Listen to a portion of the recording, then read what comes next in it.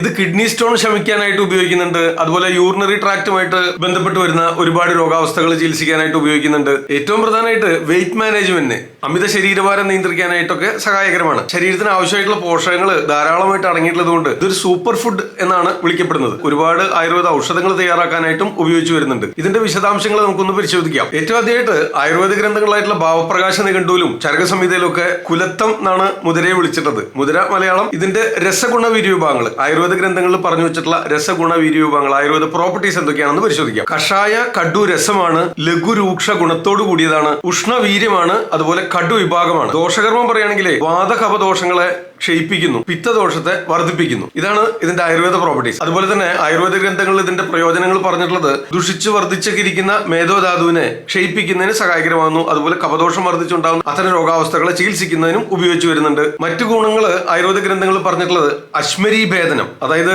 Kidney സ്റ്റോണൊക്കെ അലിയിച്ച് കളയുന്നതിന്, പൊടിച്ച് കളയുന്നതിന് സഹായകരമാണ്. അതിനായിട്ട് തയ്യാറാക്കുന്ന അത്തരം രോഗാവസ്ഥകൾ ചികിത്സിക്കാനായിട്ടുള്ള ഔഷധങ്ങൾ തയ്യാറാക്കുമ്പോൾ അതിൽ മുതിരയും കൂടെ ചേർത്ത് വരുന്നുണ്ടെന്ന് അർത്ഥം. അതുപോലെ മൂത്രളമാണ്, ഡയൂറിറ്റിക് ആണ്, മൂത്രപ്രവൃത്തി വർദ്ധിപ്പിക്കുന്നതിന് സഹായകരമാകുന്നു. പലതരത്തിലുള്ള കിഡ്നി രോഗങ്ങളുമായി ബന്ധപ്പെട്ട് മൂത്രപ്രവൃത്തിയൊക്കെ കുറഞ്ഞു വരുമ്പോൾ അതിനായിട്ട് കൊടുക്കുന്ന ആയുർവേദ ഔഷധങ്ങൾ തയ്യാറാക്കുമ്പോൾ അതിൽ മുതിരയും കൂടെ ചേർത്ത് വരുന്നുണ്ടെന്ന് അർത്ഥം. അതുപോലെ ലേഖന സ്വഭാവം, അതുകൊണ്ടാണ് വർദ്ധിച്ചിരിക്കുന്ന കപദോഷത്തെയും മേധോധാതുവിനെയും ഒക്കെ ക്ഷയിപ്പിക്കുക വഴി അമിത ശരീരഭാരം നിയന്ത്രിക്കുന്നതിനും കുറച്ചു കൊണ്ടുവരുന്നതിനും സഹായിക്കുന്നത് ഈ ലേഖന സ്വഭാവം ഉള്ളതുകൊണ്ടാണ്. ആയുർവേദ കാഴ്ചപ്പാടനുസരിച്ചും ആധുനിക കാഴ്ചപ്പാടനുസരിച്ചും ഇത് അമിത ശരീരഭാരത്തിലെ, ഒബേസിറ്റിയിലെ, അതിസ്ഥൗല്യത്തിലെ ഇത് വർക്ക് ചെയ്യുന്നതിന് കാരണം ഇതില് ധാരാളം നാരുകള്, ഫൈബർ കൂടുതലായിട്ട് അടങ്ങിയിരിക്കുന്നു. അതുപോലെ ഫാറ്റിന്റെ അംശം വളരെ കുറവാണ്. അതുപോലെ തന്നെ കഫദോഷത്തെ ക്ഷയിപ്പിക്കുന്നു, മെറ്റബോളിസം വർദ്ധിപ്പിക്കാനായിട്ടും സഹായകരമാകുന്നു. ശരീരഭാരം നിയന്ത്രിക്കാനായിട്ട് ചികിത്സിക്കുമ്പോൾ മറ്റ് ഔഷധങ്ങളുടെ കൂടിയും ഭക്ഷണ രീതികളിൽ വ്യത്യാസം വരുത്തുന്നതിന്റെയും ഭാഗമായിട്ട് കുലത്ത യൂഷം, അതായത് മുതിര സൂപ്പൊക്കെ വെച്ച് കൊടുക്കാനായിട്ട് നിർദ്ദേശിക്കാറുണ്ട്. കിഡ്നി സ്റ്റോണിൽ ഇത് വർക്ക് ചെയ്യുന്നത് കാൽസ്യം ഓക്സലേറ്റിനെയൊക്കെ അലിയിപ്പിച്ച് കളയുന്നതിന് പ്രയോജനപ്പെടുന്നുണ്ട്. മൂത്രളമാണ്,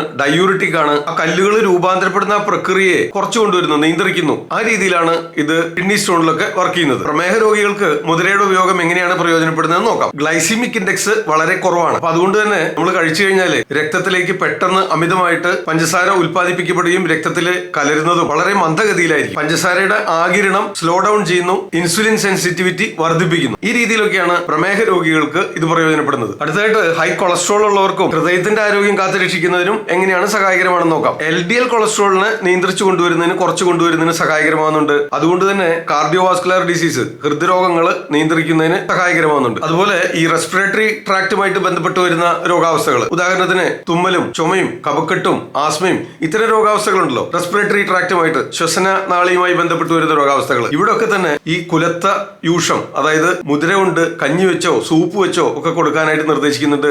കാരണം ഇതിന് ഉഷ്ണവീര്യമാണ്, കഫത്തെ ക്ഷയിപ്പിക്കുന്നതിനുള്ള കഴിവുണ്ട്. അതുകൊണ്ട് ഈ രീതിയിലുള്ള ചുമയും കഫക്കെട്ടും ആസ്മയും ബ്രോങ്കൈറ്റിസും ഇത്തരം കണ്ടീഷൻസിൽ ഇത് വർക്ക് ചെയ്യുന്നതാണ്. ഇത് ഉപയോഗിക്കാവുന്നതാണ്. ആധുനിക കാഴ്ചപ്പാടനുസരിച്ച് നേരത്തെ പറഞ്ഞല്ലോ, ഫാറ്റിനെ റെഡ്യൂസ് ചെയ്യുന്നതിന് സഹായകരമാകുന്നു. അതുപോലെ മെറ്റബോളിസം ഇംപ്രൂവ് ചെയ്യാനും സഹായകരമാകുന്നു പറഞ്ഞല്ലോ.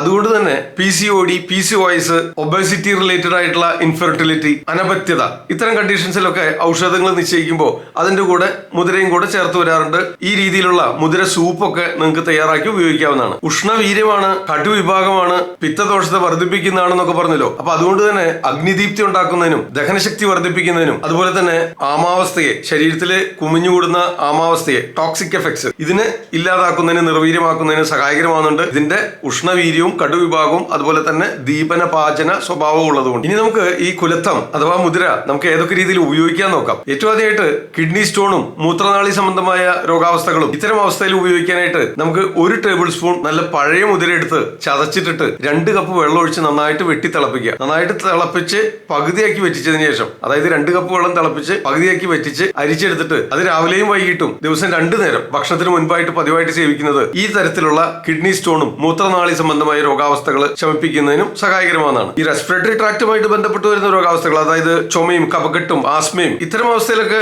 മുതിര ഉപയോഗിക്കുമ്പോൾ 1 ടേബിൾ സ്പൂൺ മുതിര ചതച്ചിടുക, 2 കപ്പ് വെള്ളം ഒഴിക്കുക, അതിലേക്ക് 1 കഷ്ണം ചുക്കും അതുപോലെ കുരുമുളകും ജീരകവും കൂടെ ചേർത്ത് തിളപ്പിക്കുക. എന്നിട്ട് തിളപ്പിച്ച് വറ്റിച്ച് 1 ഗ്ലാസ് ആക്കി വറ്റിച്ച് അരിച്ചെടുത്തിട്ട് അത് രാവിലെയും വൈകിട്ടും പതിവായിട്ട് കഴിക്കുന്നത് ശ്വാസതടസ്സവുമായിട്ട് ബന്ധപ്പെട്ട് വരുന്ന, റെസ്പിറേറ്ററി ട്രാക്റ്റുമായിട്ട് ബന്ധപ്പെട്ട് വരുന്ന രോഗാവസ്ഥകൾ, ചുമ, കഫക്കെട്ട്, ആസ്മ, അത്തരം രോഗാവസ്ഥകളെ നിയന്ത്രിച്ചു നിർത്തുന്നതിന് സഹായകരമാണ്. ഈ വെയിറ്റ് കുറയ്ക്കാനൊക്കെ ശ്രമിക്കുന്നവർക്ക് ഈ മുതിര വേവിച്ച് അരിയാഹാരവും ഗോതമ്പും ഓട്സും ഒക്കെ കഴിക്കുന്നതിന് പകരമായിട്ട് മുതിര വേവിച്ച് കഴിക്കുക. ഇത് രാവിലെയും ഉച്ചയ്ക്കും രാത്രിയും ചെയ്യാവുന്നതാണ്. അതുപോലെ മുതിര സൂപ്പൊക്കെ കഴിക്കാം. ഇത് അമിതമായിട്ടുണ്ടായിട്ടുള്ള കഫദോഷത്തെയും ദുർമേധസ്സിനെയും ക്ഷയിപ്പിക്കുന്നതിന് സഹായകരമാകുന്നുണ്ട്. അമിതമായിട്ടുള്ള വിശപ്പിനെ നിയന്ത്രിക്കുന്നതിന് സഹായകരമാകുന്നു. അതുവഴി അമിത ശരീരഭാരം നിയന്ത്രിക്കാനായിട്ട് പ്രയോജനപ്പെടുന്നതാണ്. അമിത ശരീരഭാരവും പലതരത്തിലുള്ള ചർമ്മരോഗങ്ങളൊക്കെ ചികിത്സിക്കുമ്പോൾ ഉദ്വർത്തനം ചെയ്തു വരാറുണ്ട്. നിറം തെളിയുന്നതിനും അമിതമായിട്ടുള്ള ബെല്ലി ഫാറ്റും ശരീരഭാരം ഒക്കെ നിയന്ത്രിക്കുന്നതിനായിട്ട് സ്വീകരിച്ചു പോരുന്ന ഒരു ചികിത്സാ രീതിയാണ് ഉദ്വർത്തനം. അതിനായിട്ട് ഈ മുതിരയുടെ പൊടി ഉപയോഗിച്ച് താഴെ നിന്ന് മുകളിലോട്ട് തിരുമല് ശരീരത്തിൽ അമിതമായിട്ടുള്ള കൊഴുപ്പിനെ അലിയിച്ചു കളയും, ശരീരഭാരം കുറയ്ക്കുകയും ശരീരത്തിന്റെ അമിതമായിട്ടുള്ള സ്വെറ്റിങ്ങും